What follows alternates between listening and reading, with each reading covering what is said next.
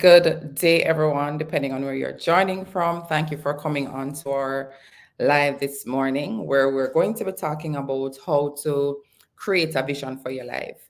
Now, this live or this topic came about from a discussion we were having last week where we were talking about burnout. And one of the things that came up was just that a lot of persons you're feeling burnt out because sometimes what you're doing is really not aligned to what you want to do with your life. And we thought that it would be good to have a conversation. We were having some of these discussions in our chat, and we thought that we would just come on and talk about it here, just to share some tips on how it is you can create the vision. Now, about 10 years ago, I would have started doing vision boards. And I found it very interesting that when I did the vision boards, one of the things that was clearer for me was once I was able to document what I wanted, it made it a lot easier to actually go after it. So I know what I want. I'm focused on it. I can see it. I can visualize it. And because I can do all of that, it makes me more focused. And in doing it, it evolved into something else. It's not just creating a board with pictures or creating a board with graphics that look exciting, but it evolved for me into helping persons to craft what it is that they really, really wanted by going a little bit deeper and thinking it through. And so I want to thank you for coming on for this conversation. Just let me know in the chat where you're joining from. The messages sometimes take some time to come across, but nonetheless, I see it if it's even after the live has ended. And I'm just checking in the chat. Let me know where you're joining from, where you are, if you have a practice, what that practice entails. And so we're going to be talking about that. No, we don't have the time for the entire vision exercise. And so I'm going to be just cutting it into small pieces and taking just a few of the activities that I would have done with participants. And if you're watching the replay and you have a quiet time, I encourage you, if you can, to listen to this live during that time where you can really focus and you can really take yourself to the place that you really need to go to craft this vision.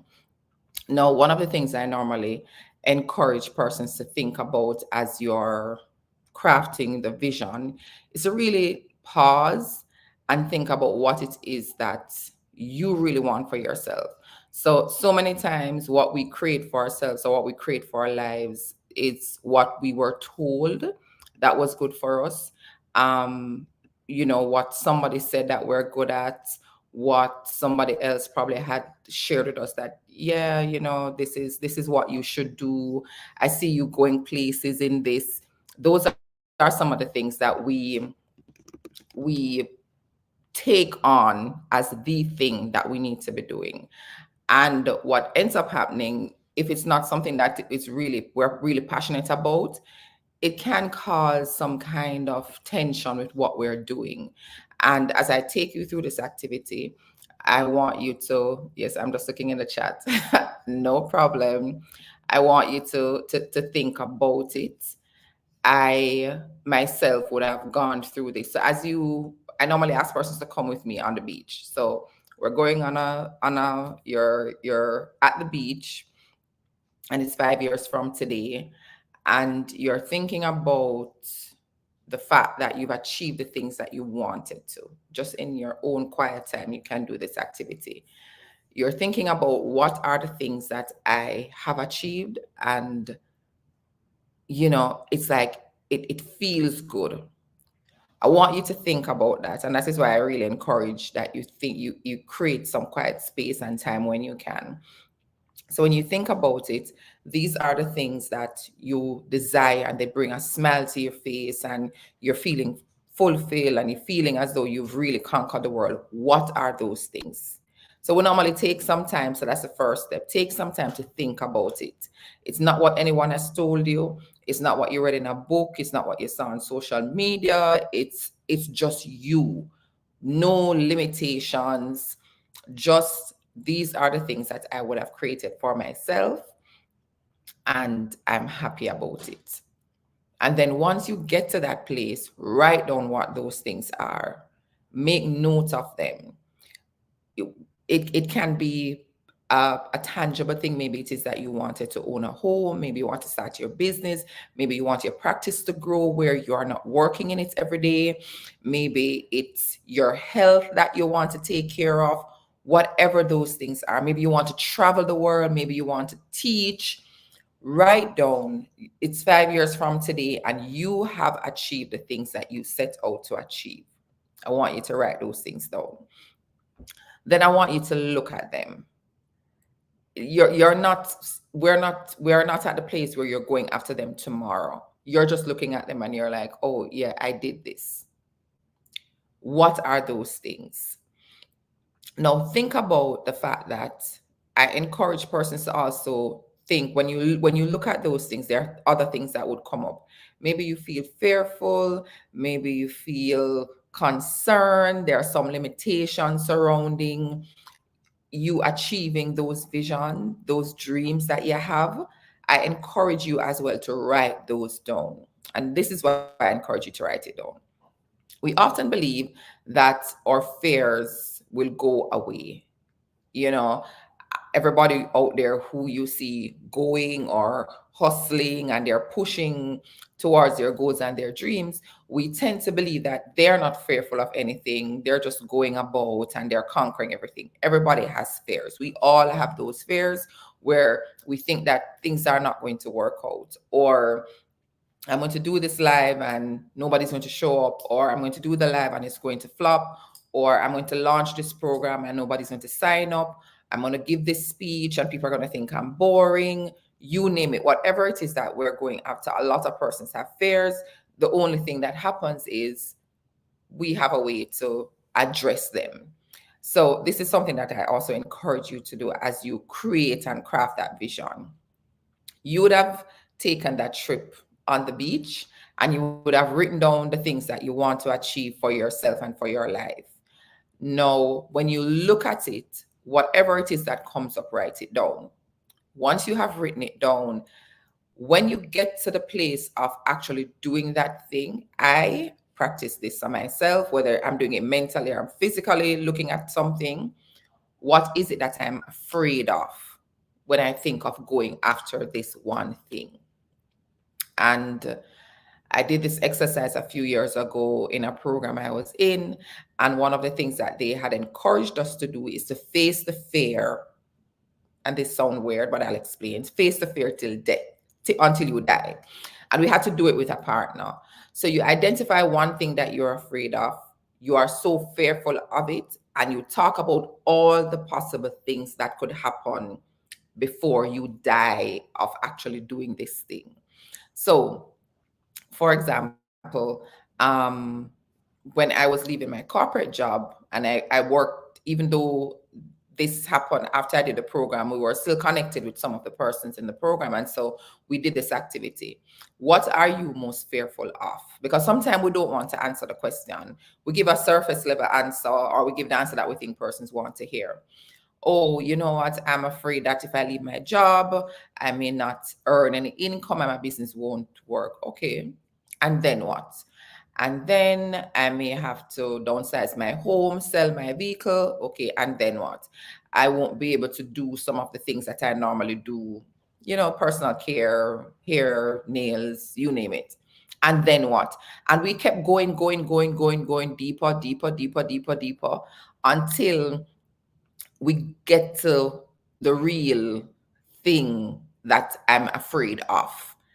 And so I encourage you to do that, because when you do the activity, what it shows is that there are just so many things that could happen that may never happen, that we have told ourselves that prevents us from going after the goals and dreams that we have. I'm hoping that that's making sense. Please drop something in the chat and let me know if you're listening, if you've done anything like this before. let me know. I'm just checking in the chat to see if anybody has responded. But let me know, is this something that you have thought of when you think about the things that you're afraid of, things that you're fearful of?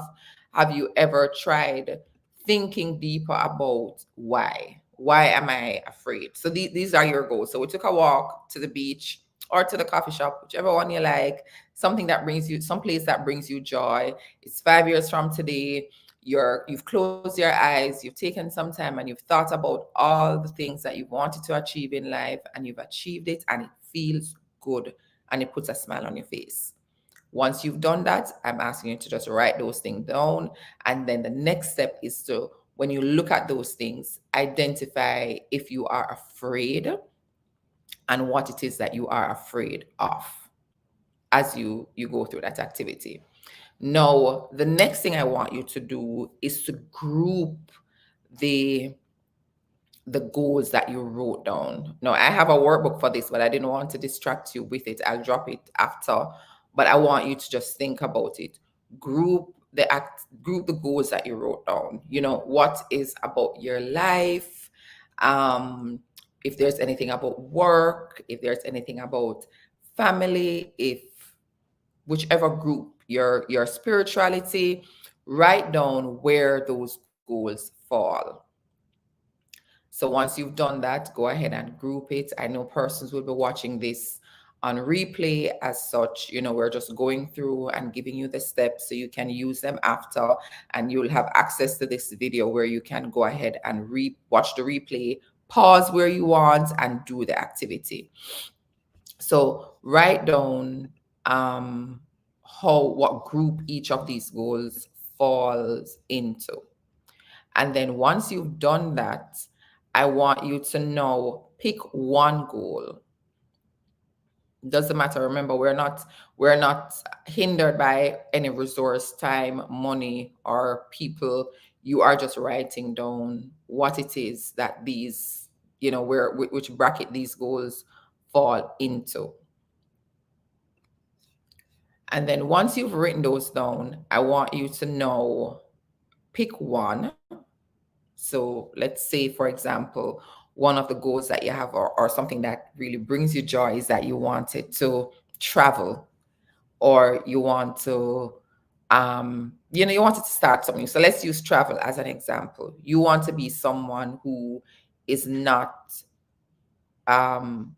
stuck in one place. You want to go and you want to see the world. Like, it's just a goal that you have for yourself for whatever reason. We're not only talking things about work, and I'll get to why after. I want you to ask yourself, why do you want to do that thing? Why is it important for you? And this is another activity that so many of us give a surface level answer. So I did this once with Dean Graciosi and Tony Robbins, and this is what happened.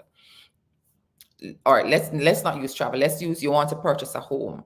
Why do you want to buy that home? Oh, everybody said that you need to own real estate.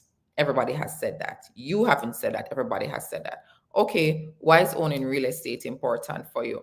Well, it's important because at least I have an asset that I own. I can leave for my children if you have children. Okay, but your kids can grow up and they can own their own home. Why is it important for you? No, we call this activity 7 levels deeper. And what you find is that the deeper you go, is the more you realize what the real answer is. And for some persons, it could be that, you know what, when I grew up, I did not have a stable home. I was living with many different persons, and I want to have stability for my kids because I don't want them to feel the way I felt. When you are connected to your deeper why, whatever it is in life you're doing, it makes going after those goals more meaningful. So you're not just showing up because it's just something that you're doing. You're showing up because this has a deeper meaning for you, and the next generation is depending on you. When we go after things just because somebody told us to do it, or that's what everybody in our family has done, that is where the issue is. So I've had clients who are, whether they're in their medical profession, it's not something that they're passionate about. They have other passion, they have other dreams. But what has happened is, whenever they share those dreams with other persons, mm, that and medicine don't work. Why do you want to do that? Your job has provided so much for you financially. Why do you want to risk it to go into something else? Why not just focus? But what happened is the things that we're passionate about, they never ever leave us. And you're working, and this thing that you love is it's pulling at you. You aren't moving. And so there is this force, there's this back and forth, and you feel like you're constantly in a struggle trying to show up simply because you're not going after the thing that you want to go after. Why is this important for you in your profession? You show up because you are the boss, you are the CEO, and whenever it is that you aren't showing up as your best self, it shows in your work. Now, I normally ask my clients at the beginning of working with them, what is your vision? Like, where are you thinking of going with this? What do you envision for your life? Because sometimes when clients will come with some ideas that are not aligned to their vision, I want to be the one to say to them, hey, this is not something that's aligned to what you want. You want to be able to work 3 days per week in your practice because you want to do your art, because you have ministry work that you want to do. You want to give back, you want to do some giving back to your community. Bringing these things on are not aligned for you to do it. How do we now get somebody else to come in and help you if this is something that you want to do?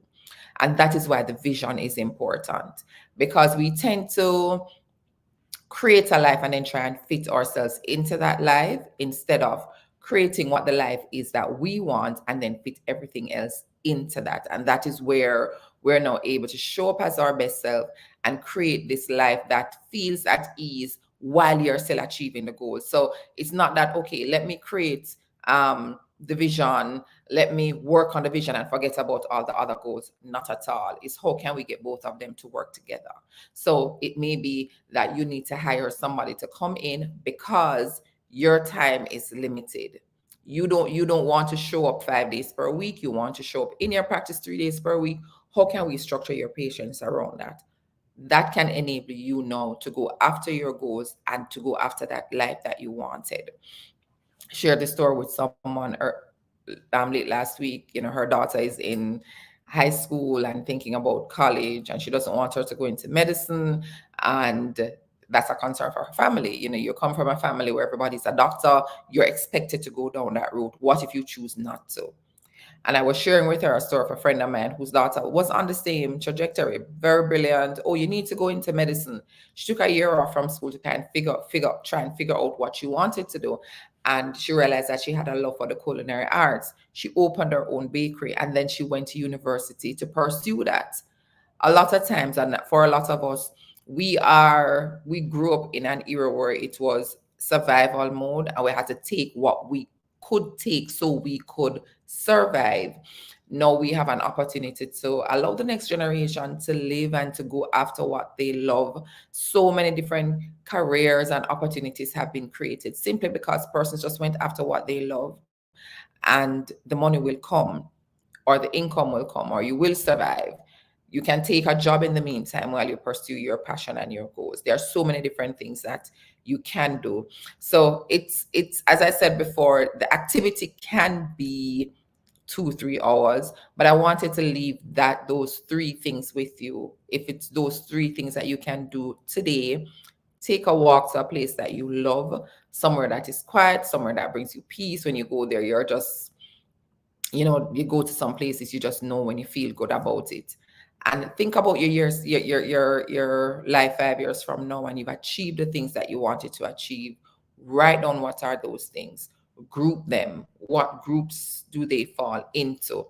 And then ask yourself, why do you want to go after these goals? When you are attached to your goals from an emotional standpoint, you are willing to take risk, and you probably don't see it as this is going to cause a negative impact on my life. You see it as an investment into something that is good.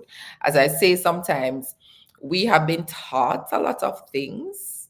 So we're taught that you should take a loan and go to university, and you take that loan for 5 years, and then you spend another 20 years paying it off. Nobody sees anything wrong with that. But whenever you are to invest your life savings into going after goals that matter to you, persons are like, oh my God, what are you doing? You're stupid.